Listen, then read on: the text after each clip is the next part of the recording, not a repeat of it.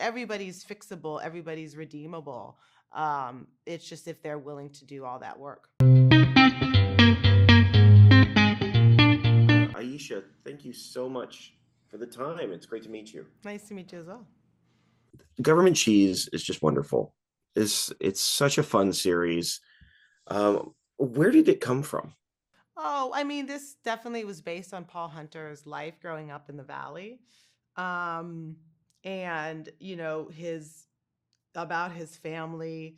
Um, you know, when we started working together, it was we now needed to take his ideas and turn it into a half an hour show, and how we could play with this form in a half an hour and make something interesting. So coming up with these little kind of mini movie inserts, this idea of telling all the episodes a little different, that was just something of both of us coming together and just kind of hashing out how can we tell this in a way that we want to watch it and want to write it and want to write something different. It really is a ton of fun. The vignettes at the beginning, give everything a little bit more flavor. Yeah, Um, and the heart and soul of this show is Hampton, of course. absolutely. David David's wonderful. Um, You can watch him uh, all day. I could watch him you peel an orange. you really can. Yes. I was wondering in your mind, because I know somebody makes a comment that dreamers are dangerous, but do Yes. you think that Hampton, as a dreamer, is dangerous, or is he more of a disruptor? Oh, I think Hampton is the ultimate disruptor. And I think, that kind of comes from Paul as well. I think Paul is a disruptor at his core. And not the disruptors that just want to burn it down. I think the disruptors of that want to find their own place and are insistent that they belong at these tables. And I think, in a sense, we all of us come to it of like we had to, not only make our place at the table, we had to bring our chairs, and then we had to move other people, and you know to get to where we wanted to be, we all had to kind of skirt the rules a little bit or find other ways, other passages. So I think that's at its core of what being a disruptor is. But it's really, you're not trying to disrupt, you really want to take part.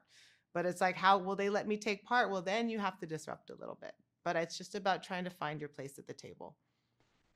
Yeah, he's this. You just get the sense that he's being genuine, even when he's making questionable decisions. He is being genuine, and I think that's the one core thing about Hampton, and that we really had to stay true to, is that he he yes will lie, cheat, steal, but he is lied, cheating, steal to get to his family, to get to something he believes in. And I think that's the only way it doesn't come off as a little bit unlikable. Like, he's making the decisions to because he wants to do right, and that is why you kind of give him that leeway of making some of these really bad choices he does.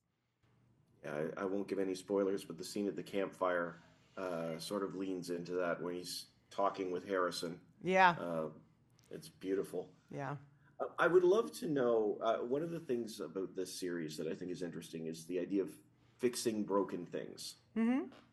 That's what he does, and of course, we have that beautiful episode where he's engaging. I forget the character's name. When he goes to the oyster bar. Oh, Ronald? Oh, no, Edith. Edith, that's Edith. it. That's it. Yes. Yes. Um, what do you think it takes to fix broken things or people like Hampton? Yeah, I mean, I think we're all a little broken. I think we all have difficulties. I don't think anybody is whole in the sense that, we think no one doesn't have trauma, no one hasn't been hurt, and I think it's in the fixing that we find ourselves. And I think it's in the fixing that, you never put the pieces back together 100% the way they were. Sometimes you put the pieces together and it's better. Sometimes you leave a piece off, and that makes for a prettier shape. And so I think it's about, in the fixing is the healing. And that's really what Edith, who, as Hampton is coming from a place of God and the Bible, and she's coming at this from this kind of more spiritual, all encompassing all religions and everything, and it just is a much more holistic thing of like, you're in pain and you're not fixing your pain. And so I do think that fixing, everybody's fixable, everybody's redeemable. It's just if they're willing to do all that work. I hear you, and we see that in Harris or in Hampton that he absolutely wants to do that work. Yeah. Um, no, honestly, thank you so much for the time. I really appreciate it, Aisha. The series is wonderful. Thank And I you. wish you the best. Have a great day. Thank you, you too.